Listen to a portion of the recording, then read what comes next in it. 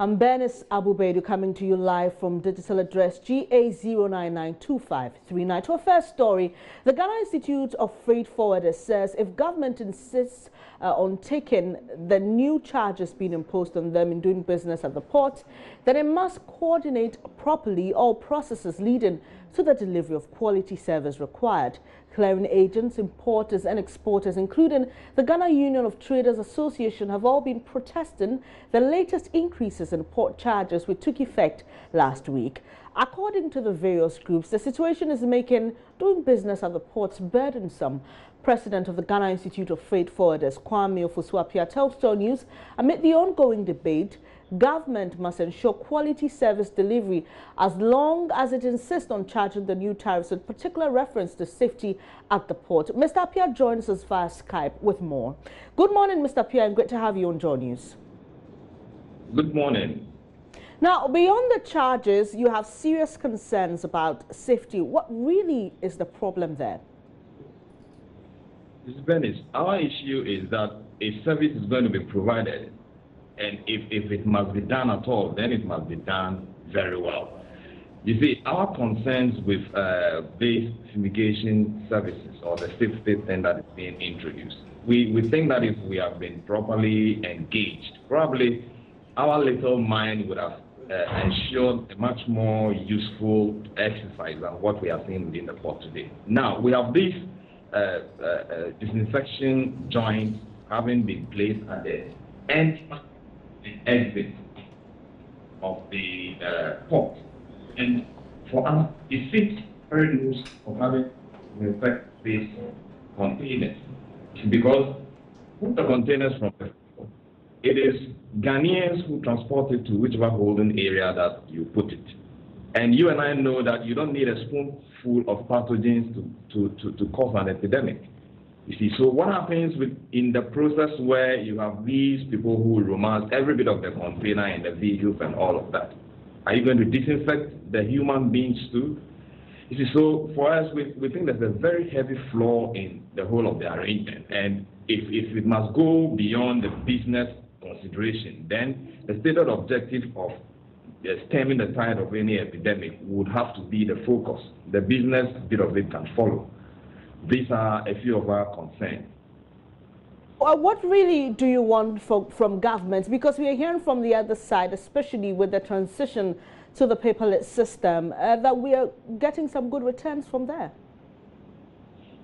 No, you see, what is happening has got nothing to do with the paperless delivery at all. It is an exercise that is ostensibly to tie into a certain arrangement that we have with the World Health Organization. And it is an exercise that is to disinfect containers that are exiting the port.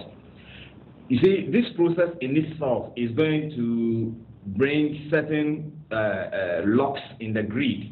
There will not be free flow of traffic, particularly when we are finished with the port processes and we want to exit. We are saying that if the stated objective is to disinfect these containers, aside the charges that we have issues with, because these containers are owned by shipping lines, and shipping lines they levy charges that start from container cleaning services to container administrative charges and all of that. So if someone has taken a charge which ostensibly is to clean the container, the one would have been expecting that charge would have taken care of having to disinfect the containers too. So we don't, for that bit, we are not even quite sure why it is being levied on the trader. And the other bit, which is our main issue, is the technical bit of it, where the disinfection joint has been placed, for which reason we think that it defeats the purpose of disinfecting in the first place. All right, so Mr. Appiah, once your concerns are met with regards to disinfecting containers, are you okay with the additional cost that has been placed at the ports? The cost element will also have to be looked at. One, if I give you my cargo to bring to Ghana and you are putting it because of convenience, you put it in a container, Why should I be held liable for what happens to the outer of the container, the trader? We think that, government will have to reassess where the incidence of the cost must fall. It should fall on the shipping lines and not the trader.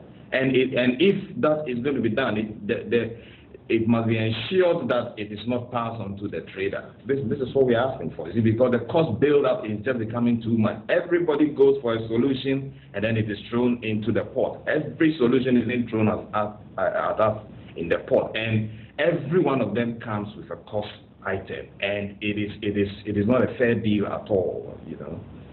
Briefly explain to us what this additional cost is supposed to take care of exactly at the ports.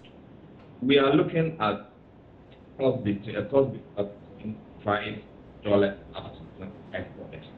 per unit of cargo that you are passing through the port. Vehicles are going. We missed out a bit on that. Could you say that again? You're supposed to pay $5. Yeah, $5. Bits of $5, $10, and to some extent 25%. The unit that you can have the vehicle, it is $5 and all of that.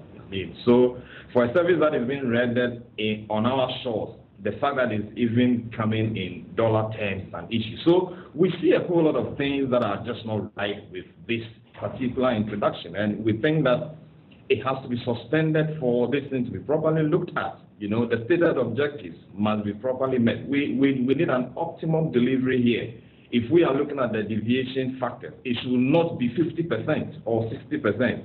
Well, if you seriously, my sister, if you look at the contract terms, to the extent that those who are delivering this service want to be 100% absolved of any fallout of their actions or inactions, we think that, it's marks of they not even having 100% assurance in the services that they are going to provide for us. These things will have to be seriously looked at. We think it was just smuggled in at the blind side of people who should have interest in what happens within the port. Ms. Appiah, is it the case that before such costs are brought on board, the Institute of Freight Forwarders is not brought in terms of consultation and deliberation? You see, Dennis, in this country, a lot of things happen. If you want to monitor the way bills are passed, it has almost assumed a certain pattern where bills are going to be passed. Hardly will you find the critical stakeholders' concern being sought. You normally will see that these discussions will be happening as if it is intended to be clandestine. And then by the time you realize, they just give you a one-off thing just to make it look like they have come to you. Then the next time you hear the bills have been passed into law, and then its implementation. Look, this thing has happened with tax stamp. It has happened with a whole lot of other things. The cargo tracking note is an issue that is at stake now. Thank God for that one. We made a very strong input, and Vice President has put a certain damper on that process. But this is the pattern. These things are clandestinely, and by the time you realize it has become a law, a directive, and when we come out subjecting it to scrutiny, then it begins to look like we are against a policy. It is never like that. Are you saying that at no point were you included in deliberations on this new cost element? No, not even the cost element. The whole issue. There was no point that the Ghana Institute of Freight Forwarders, we are a very major factor within the port community. There was no point that we were called, letters were sent to us for us to have any discussion of any sort. What we hear is that certain members of our association were handpicked for these things, but they do not represent the Ghana Institute of Freight Forwarders. So whatever arrangement might have been done, it is just personal and doesn't reflect whatever views that we are expressing today. Okay, so as it is now, this new cost is part of the amount or part of bills that you have to settle at the port. Now you're protesting together with other organizations. You're calling on government not only to focus on the disinfecting the various containers that come, but you also want the cost to be given to the shipping companies. As we stand now, we've not heard anything from government. We haven't heard any assurance. We haven't heard any response or reaction. So what's the way forward for your organization and for all stakeholders in this particular industry? Okay, thank you very much. Before I even come to what next, you see, that sometimes when these things are happening, we just look at the direct cost, but there are costs that is which are going to be occasioned by the clock that is going to come into the system by virtue of how these exercises are going to be implemented. Because if you ask all items coming out of the port to be disinfected, you realize that that is an introduction, and it is going to cost a certain amount of drag. And once that happens, for us, that's how we even look at it. It's going to be even a huge or a greater cost than even what is being charged. Now, with the issue of what we are going to do, or not having heard anything from government, we have indeed heard something from government. As I speak with you, tomorrow we have been invited to state our case like we are doing on TV today at the presidency, and we hope that at that point we would have much more very well articulated. Well, thank you very much for your time. So we'll be following up on that meeting of the presidency. Kwame Ofori-Appiah is the president of the Institute of Freight Forwarders.